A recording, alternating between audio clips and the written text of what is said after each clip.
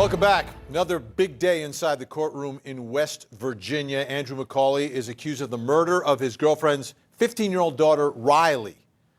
Well, today, inside the courtroom, the jury was listening to a conversation that was recorded between the defendant and the victim's mom.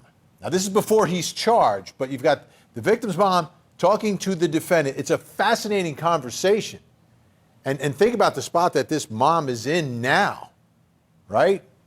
Boyfriend, former boyfriend, charged with the murder of her daughter. Let's take a listen to that conversation. So what I'm saying is in that evening time, were you behaving bizarrely because you were in the need of something? I don't think so. I mean, Then why were you out at 3:41 a.m. trying to find heroin? Because I was you mean to tell me that I was asleep. When I went to sleep, I went to sleep, but I was up and down because I was sick. You know how I get sick. So you hadn't done anything all day? I did a subtext. When? That morning. I shouldn't be the one responsible. I shouldn't be invested. Like I'm on the trial. But I know I didn't have nothing to do with Raleigh's experience. Okay? I would never. I don't believe you would. Well, then, but I still I feel like I'm on trial. I have to answer every question for you, and I don't know the answers. I need this timeline. I need it because we're all trying to figure out the timeline. We're trying to figure it out. Because none of us firmly believe it's you, but until the police believe it's not you, they won't look anywhere else. I have all of this everywhere, all these tips. I have 1,000 text messages. Lance has 1,000 text messages. She has 1,000 text messages of all these other things, and they won't look at them because they only think of you. I know. That's what And I get that. I understand why they're looking at you. Your choices that night were they were. Yeah. And if you had made better choices that night and every night up to that, you would not even be in this position. So you are the person to blame for what's happening to you right now. I'm not saying anything that I'm asking you is rational, and I'm not trying to accuse you of anything. I am trying to make sense of what the is going on. I know. And I can't make sense of it. I cannot figure out how she left our house.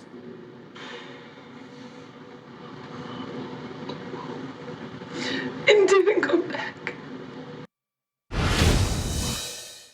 Powerful stuff. I mean, it's part interrogation, and she's trying to figure out, like, what is going on here? Her entire world is falling apart around her.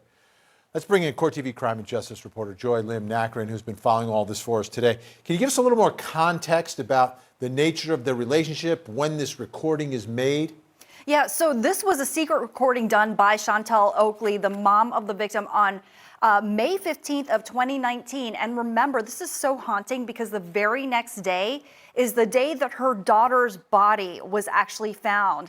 And, you know, she testified that she did record him, apparently suspicious, you know, and curious as to how and whether he was even connected to her own daughter's disappearance. You heard her question him about, you know, his drug use that day. At one point in the conversation, she basically asked, is it possible that maybe he confused her with her daughter, kind of implying a sexual element to some of what may have unfolded that night. But clearly, you know, it was an emotional moment. The defendant himself actually shed a tear as that conversation was being played aloud for the jury. Wow. All right, let's talk about finding Riley and the search for Riley. How did that play out in court today? What did this jury hear about that? Yeah, I mean, you know, it really haunting testimony that they got to hear today, particularly from Sergeant C, who was one of the lead investigators on this case. Sergeant C actually discovered the body of Riley Crossman, and she described the scene around that area. She described finding 2 heavy-duty garbage bags, including one of them underneath Riley's body. And remember, that's key because just yesterday we heard that testimony of the defendant's co-worker saying that the defendant, Andy McCauley, had picked up these kind of heavy-duty garbage bags the day in question before work, something that is not part of their routine. Sergeant C also testified about finding this chalky substance on the victim's body, which we now know investigators are saying was drywall mud splatter, and there was drywall mud in the defendant's truck as well. She also talked about finding some screws that were around the crime scene and also in the defendant's truck as well. But perhaps most haunting of all, she described the victim's body itself, including the fact that her shorts were undone, unzipped, unbuttoned. Her shirt was up over her head, and she didn't have on a bra at the time. If we can, let's play a clip of testimony from Sergeant C. Jeans, the short jeans that she was wearing. Yes, sir. Did anything stand out about that particular photograph or when you observed Riley's body? Just that it appeared like the zipper hadn't been zipped or the button was undone. Was the button unbuttoned? Yes, Were the jeans unzipped? correct. And was Riley wearing a bra? No, sir. And the shirt that she was wearing, was that over her head? Yes, sir. And were you able to, at that time, identify that that was Riley Crossman's body? So initially when we got there, we weren't. We had to use, like I said, the photographs of the shoes and the clothes to identify her. Yeah, so I mean, that's pretty graphic right there. That is Sergeant Janet C. Describing some of what they found at the crime scene, Vinny. All right, Joy Lim Nakrin, appreciate it. Big day inside the courtroom. Let's get some reaction from our think tank still with us. Criminal defense attorney Eklund Mercy, Nima Rahmani, and Kirk Nurmi. Eklund, let's go back to that conversation, right? Mom, her daughter's missing. Police are looking at her boyfriend.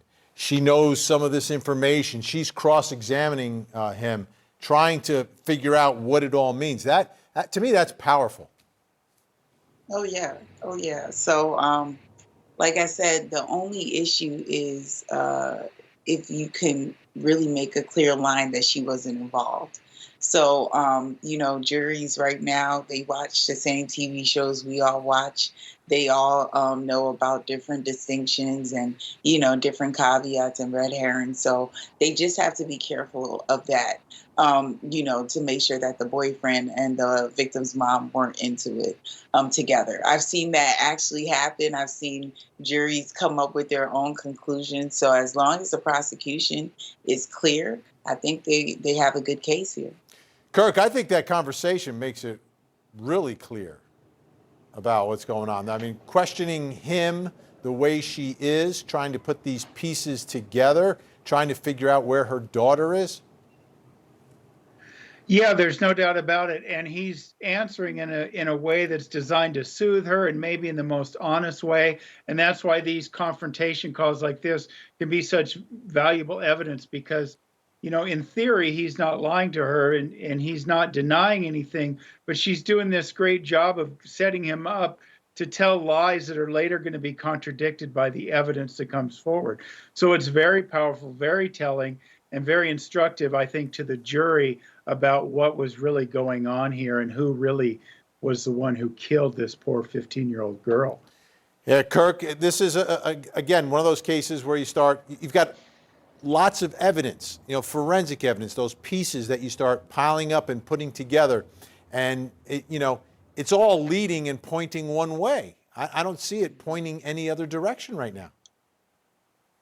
Yeah, every bit of evidence stacks more and more, looks more and more like this defendant is guilty of this crime. And it's just more and more powerful evidence that the jury is going to hear. And it's just one of those cases we talk about this long-form guilty plea, whether he was offered a plea or whether he just couldn't admit to himself and to others that he did it. I don't know, but the evidence just in this case just seems overwhelming. All right, how much pressure on prosecutors, Nima? Well, lots of pressure, right? You have a young child who's been murdered, so you got to go aggressive in this case. You know me, I don't like to give any deals, any discounts, especially in a case like this. I mean, yesterday we knew McCauley was a liar when West Virginia played that hour-and-a-half interview of him just repeatedly lying to law enforcement. First he was at work, then he was at home, then he was home, then he went back to work, talking about drug use the whole time. But today, two really interesting things happened. Obviously, we heard from Rock, the cadaver dog. Jurors love those dogs. And then now you have this sexual component, right? Between Chantel talking to McCauley, and then really the testimony of how her body was found, this really young girl. I mean, it's really just horrifying. So lots of points scored by the prosecution today. And like Kirk said, this is one of those slow guilty pleas. I expect to get a guilty verdict pretty quickly here. Yeah, Eklund, the picture that's really coming together with today's evidence, and then yesterday we were talking about the text messages from Riley where she's texting her boyfriend saying that Andy's coming in the room and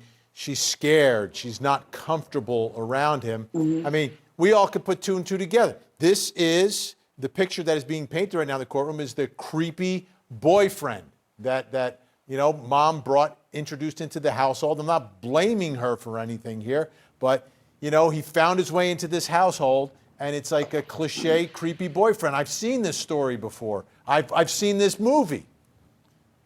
Absolutely. But like I said, the jury was picked by both the prosecution as well as the defense. So understand that the members of the jury, although they will span different thought processes. And again, that does not make it so that it's just easier for the prosecution. The prosecution has to prove their burden beyond a reasonable doubt. And the defense has some jurors in there that are going to be objective. It just can't just be, it's a slam dunk. They really have to make question marks into full-blown periods right Absolutely. Absolutely. All right, let me bring back in Joy Lim-Nakrin with a look ahead to what is in store tomorrow in West Virginia. Yeah, well, we expect the pathologist to take the stand tomorrow. Remember, the defense has been saying there's no cause of death determined in this case, but certainly manner of death.